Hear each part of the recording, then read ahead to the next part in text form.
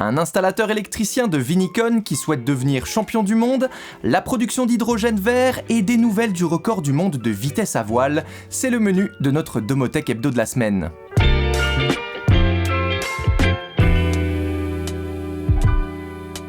Yannick Schwegler, un installateur électricien de Vinicon, représentera la Suisse aux World Skills 2024 qui auront lieu du 10 au 15 septembre à Lyon, où il affrontera des concurrents du monde entier pour décrocher le titre de champion du monde.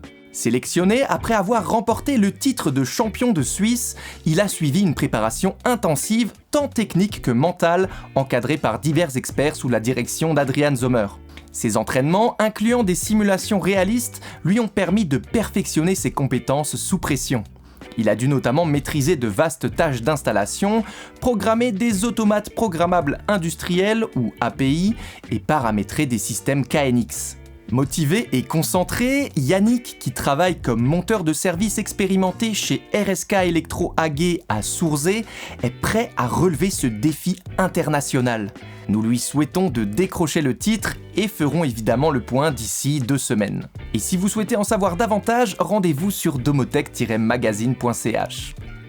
BWT se consacre au traitement de l'eau pour produire de l'hydrogène vert, de plus en plus important pour la production d'énergie renouvelable et durable. Son utilisation est particulièrement pertinente dans les domaines où il n'existe pas encore d'autres alternatives viables aux sources d'énergie fossiles. On lui attribue l'adjectif vert quand il est produit à partir d'électricité provenant de la surcapacité des centrales électriques ou des systèmes photovoltaïques. L'hydrogène ne constitue toutefois une alternative durable que s'il est produit via un processus écologique comme l'électrolyse utilisant de l'eau ultra pure, laquelle nécessite un traitement spécifique pour atteindre le niveau de pureté requis. BWT propose des solutions complètes pour purifier l'eau en passant par des étapes de filtration, d'adoucissement, d'osmose inverse et d'électrodéionisation, assurant ainsi la qualité optimale de l'eau pour l'électrolyse. L'hydrogène possède un potentiel immense pour remplacer les énergies fossiles dans divers domaines, notamment dans les transports avec les véhicules à pile à combustible, mais aussi dans la production d'électricité et de chaleur pour les habitations. Certains secteurs, comme les grandes boulangeries, utilisent déjà l'hydrogène pour leur processus de cuisson et même pour leur flotte de véhicules, montrant une cohérence écologique complète. Ce modèle pourrait inspirer d'autres industries à adopter des pratiques similaires pour promouvoir l'utilisation de l'hydrogène vert. Vous vous souvenez, en décembre dernier, nous avons parlé de l'équipe SP80 qui tente de battre le record du monde de vitesse à voile. Eh bien, nous avons du neuf. L'équipe a en effet remis à l'eau son bateau à la mi-juin avec l'objectif de réaliser ses premiers essais à haute vitesse.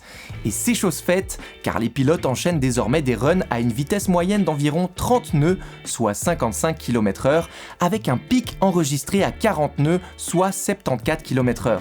Cela en fait le kiteboat le plus rapide au monde, car il n'existe pour le moment aucun record officiel pour ce type de voilier.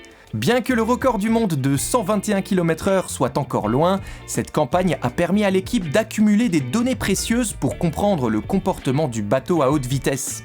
Le foil ou la voile serait la clé pour battre le record d'après Benoît Gaudiot, directeur des opérations et pilote du kite sur le bateau, et ce dernier repart en chantier en septembre. Leurs prochains objectifs, dépasser la barrière des 55 nœuds, soit 100 km/h entre octobre et décembre grâce à un nouveau foil, et effectuer une tentative officielle de record du monde avant l'été 2025.